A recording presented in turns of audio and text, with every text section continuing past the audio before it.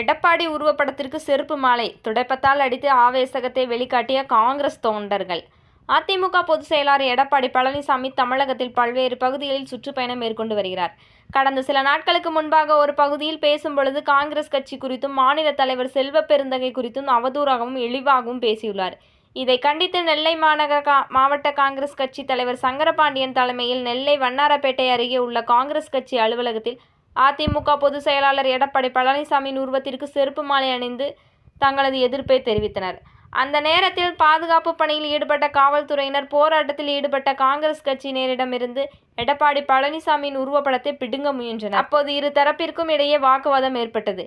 இதனால் நெல்லை வண்ணாரப்பேட்டை பகுதியில் சிறிது நேரம் பரபரப்பான சூழ்நிலை ஏற்பட்டிருந்தது. மக்களை காப்போம், தமிழகத்தை மீட்போம் என்ற பெயரில் மாநிலம் தழுவிய அளவில் சுற்றுப்பயணம் மேற்கொண்டு வரும் அதிமுக பொதுச் செயலாளர் எடப்பாடி பழனிசாமி நீலகிரி மாவட்டம் கூடலூரில் பொதுமக்கள் முன்பு உரையாற்றினார். அப்போது தமிழக காங்கிரஸ் கமிட்டி தலைவர் செல்வ பெருந்தகையை பிச்சைக்காரன், ஒட்டுப்போட்ட சட்டை என்று விமர்சித்திருந்தார். இதனை கண்டித்து தமிழ்நாடு முழுவதும் கண்டன ஆர்ப்பாட்டத்தை காங்கிரஸ் கட்சியினர் நடத்தி வருகின்றனர்.